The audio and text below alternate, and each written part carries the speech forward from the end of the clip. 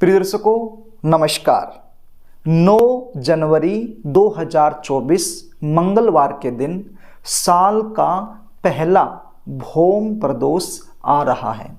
यदि आप अपने बच्चों की शादी को लेकर परेशान रहते हो, चिंता में रहते हो, बच्चों की शादी कहीं पर भी पक्की नहीं हो रही है, तो इस दिन आप एक उपाय कर सकते हो और अपने बच्चों की शादी में आ रही बड़े से बड़ी अड़चन को दूर कर सकते हो। कई बार बच्चों की जन्म कुंडली में ग्रह और नक्षत्रों के कुछ ऐसे दुर्योग बन जाते हैं जिसके चलते विवाह में लगातार विलंब होता रहता है। रिश्ते आएंगे, बातें चलेंगी, लेकिन कोई भी बात, कोई भी रिश्ता सफलता तक नहीं पहुंच पाएगा। और यदि रिश्ता पक्का हो भी जाता है तो अंत में जाकर कोई न कोई ऐसी बात निकल कर सामने आएगी जिसके चलते रिश्ता टूट जाएगा। कभी लड़की वाले मना कर देंगे, कभी लड़के वालों की तरफ से ना हो जाएगी। देखने वाले आएंगे, देख कर चले जाएंगे। आपको लगेगा कि अब की बार तो रिश्ता पक्का हो ही जाएगा, लेकिन सामने से पॉजिटिव रिप्लाई आता ही नहीं है। या फिर कुछ ऐसे रिश्ते आएंगे जो आपके लेवल के नहीं हैं, तो आप अपनी तरफ से उनको मना कर दोगे। और कुछ ऐसे रिश्ते जो आपके लेवल के हैं, आपको पसंद हैं, तो वो सामने से पक्का नहीं हो पाएगा। बच्चों की उम्र लगातार निकलती जाएगी, तो ऐसे में बच्चे तो परेशान होते ही हैं, लेकिन बच्चों से कहीं ज़्यादा परेशान माता पिता हो जाते हैं। क्योंकि हर माता पिता यही चाहता है कि बच्चों की शादी समय पर हो जाए, उनका घर बस जाए, उनको एक ऐसा जीवन साथी मिल जाए जो जीवन भर उनका साथ निभा सके। तो प्रिय दर्शकों, यदि आप भी इन समस्याओं से जूझ रहे हैं तो चिंता करने की आवश्यकता नहीं है। जो उपाय मैं आपको बताने वाला हूं, इस उपाय को आपने अच्छे से समझ लेना है। उपाय बताऊं इससे पहले आपसे निवेदन करना चाहूँगा, यदि आप चैनल पर नए हैं और अभी तक आपने इस चैनल को सब्सक्राइब नहीं कर रखा है तो अभी इस चैनल को सब्सक्राइब कर लीजिए और बेल आइकन को भी प्रेस करके रखिए, ताकि हमारी आने वाली इसी प्रकार की नई वीडियो का नोटिफिकेशन तुरंत आपको मिल जाए और बिना किसी अड़चन के वो वीडियो आप आसानी से देख पाएं। तो प्रिय दर्शकों, अब आप उपाय सुन लीजिए, इसको ध्यान से सुन लीजिए। किस प्रकार से करना है, सारी जो क्रिया है मैं आपको अभी बताने वाला हूं। प्रिय दर्शकों, आपके पास एक बेलपत्र होना चाहिए। पहले तो आपको बता दूं कि ये उपाय कब करना है। 9 जनवरी 2024 मंगलवार के दिन, भौम प्रदोष के दिन, सुबह से लेकर शाम तक ये उपाय आप कभी भी कर सकते हो। यानी सुबह के समय भी कर सकते हो, शाम के समय भी कर सकते हो। जब भी आपको शंकर भगवान का मंदिर खुला हुआ मिल जाए तो उसी समय जाकर के ये उपाय किया जा सकता है। तो प्रिय दर्शकों, ये उपाय करने के लिए आपके पास क्या होना चाहिए, एक बेलपत्र होना चाहिए, बिल्कुल साफ सुथरा, कटा फटा बेलपत्र नहीं चलेगा। उस बेलपत्र पर आपने पीला चंदन और लाल चंदन लगाना है। बेलपत्र की जो लंबी पत्ती होती है, बीच वाली पत्ती होती है, उसके ऊपर आपने पीला चंदन का लेपन करना है और साइड वाली जो 2 पत्तियां होती हैं उसके ऊपर आपने लाल चंदन का लेपन करना है, पानी में भिगोकर। इतना सा आपको समझ में आ गया।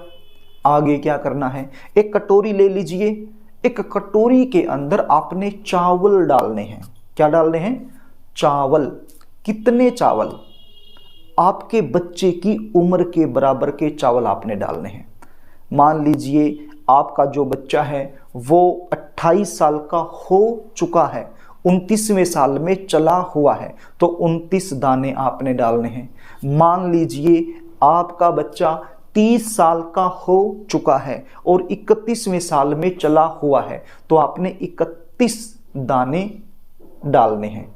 किस चीज के, चावल के। बिल्कुल साबुत दाने आपने एक एक चुनकर साफ दाने ले लेने हैं और वो कटोरी में डाल लेने हैं।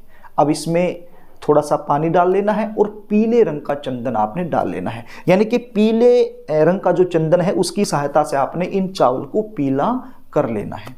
अब आपके पास ये बेलपत्र हो गया और ये चावल हो गए, और साथ में एक पानी का लोटा आप ले लीजिए जिसके अंदर थोड़ा सा गंगा जल मिला हुआ हो। ये चीजें लेकर के आपने शंकर भगवान के मंदिर में चले जाना है। या तो सुबह के समय चले जाइए या शाम के समय चले जाइए। जाने के बाद सबसे पहले जो जल का लोटा आप लेकर के गए हो उसको आपने शिवलिंग पर अर्पित करना है, ओम नमः शिवाय बोलते हुए, अपनी मनोकामना बोलते हुए।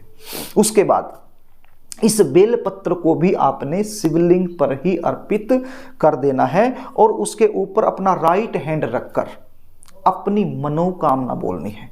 अपने बच्चे का नाम, अपने बच्चे का गोत्र बोलना है और अपनी मनोकामना बोलनी है। उनकी जल्दी शादी के लिए आपने प्रार्थना करनी है।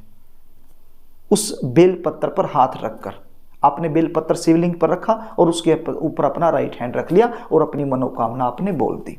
उसके बाद क्या करना है? उसके बाद ये जो पीले रंग के चावल आपने तैयार करे हैं ये अशोक सुंदरी के स्थान पर आपने रख देने हैं। अब अशोक सुंदरी क्या होती है हर कोई नहीं जानता है, तो इसलिए मैंने स्क्रीन पर एक फोटो दिखाया है। ये देखिए यहाँ पर एक मोटी सी लाइन होती है, इसको अशोक सुंदरी बोलते हैं। तो यहाँ पर आपने अपनी मनोकामना बोलते हुए उम्र के बराबर के जो चावल हैं वो रख देने हैं। चाहे आप लड़के के लिए कर रहे हैं या लड़की के लिए कर रहे हैं, बिल्कुल सेम प्रोसीजर रहेगा, विधि विधान तरीका यही रहेगा। चाहे आप बच्चे खुद हो, खुद भी अपने लिए कर सकते हो, तो खुद कर रहे हो तो भी इसी प्रकार से आपने करना है, और आप माता पिता हो तो भी इसी प्रकार से आपने करना है। इतना सब करने के बाद वहीं पर बैठकर एक मंत्र का जाप आपने करना है, कम से कम 21 बार। यदि आप 108 बार कर दो तो ये तो अति उत्तम है, और यदि इतना समय आपके पास नहीं है तो कम से कम 21 बार आपने जरूर करना है। मंत्र क्या है? श्री शिवाय नमस्तुभ्यम, श्री शिवाय नमस्तुभ्यम, श्री शिवाय नमस्तुभ्यम, श्री शिवाय नमस्तुभ्यम। इस मंत्र का जाप करना है, 108 बार करना ही चाहिए, बिल्कुल आसान सा मंत्र है। और नहीं है इतना समय तो 21 बार तो जरूर आपने करना है। और उसके बाद भाव से, मन से, हृदय से, श्रद्धा से भगवान के चरणों में आपने प्रार्थना करनी है कि हे प्रभु, मैं आपकी शरण में हूं, मुझ पर आप कृपा करें, मेरी जो समस्याएं हैं उनका निवारण करें। मेरे बच्चों की शादी में लगातार देरी बनी हुई है, लगातार अड़चनें आ रही हैं, तो उन अड़चनों से आप हमारा पीछा छुटवाएं। बच्चों की उम्र हो चुकी है, अब तो हद ही हो गई है, उम्र निकलती जा रही है, लंबे समय से वेट कर लिया, इंतजार कर लिया, अब तो होने ही चाहिए प्रभु, अब तो होने ही चाहिए। बस भाव से प्रार्थना कर लो बाबा के चरणों में, शंकर भगवान के चरणों में, जरूर आपकी प्रार्थना स्वीकार करेंगे। तो इस प्रकार से आपने प्रार्थना करनी है और अपने घर को चले आना है। यदि आप अपने बच्चों की जन्म कुंडली का विश्लेषण मुझसे करवाना चाहते हैं, बच्चों की शादी में लगातार देरी बनी हुई है, उनका कारण मुझसे जानना चाहते हैं, रिश्ते आ रहे हैं लेकिन पक्के नहीं हो रहे हैं, क्यों नहीं हो रहे हैं, ऐसा कौन सा दुर्योग कुंडली में बन गया है, वो आप मुझसे दिखाना चाहते हैं, उसका निवारण आप मुझसे करवाना चाहते हैं, शादी कहाँ होगी, कैसे परिवार में होगी, शादी के बाद का जीवन कैसा रहने वाला है, या फिर कुंडली के आधार पर जल्दी शादी होने के विशेष उपाय क्या करने चाहिए, ये सारी जानकारी यदि आप मुझसे लेना चाहते हैं तो स्क्रीन पर दिखाए गए व्हाट्सएप नंबर के जरिए आप अपने बच्चों की जन्म डिटेल लिखकर मेरे पास भेज सकते हैं, अपने बच्चों का नाम लिखकर मेरे पास भेज सकते हैं और अपने बच्चों की जन्म कुंडली का विश्लेषण मुझसे आप करवा सकते हैं। जन्म कुंडली विश्लेषण की हमारी फीस होती है, वो फीस आपको पे करनी होती है, उसके बाद आपको पूरी जानकारी दे दी जाती है। प्रिय दर्शकों, यदि कार्यक्रम आपको अच्छा लगे तो इस वीडियो को लाइक करना, पुण्य के भागीदार यदि आप बनना चाहते हैं तो इसको शेयर भी करना और कमेंट बॉक्स में श्री शिवाय नमस्तुभ्यम जरूर लिखना। आज के लिए बस इतना ही, आगे फिर मिलेंगे, तब तक के लिए नमस्कार।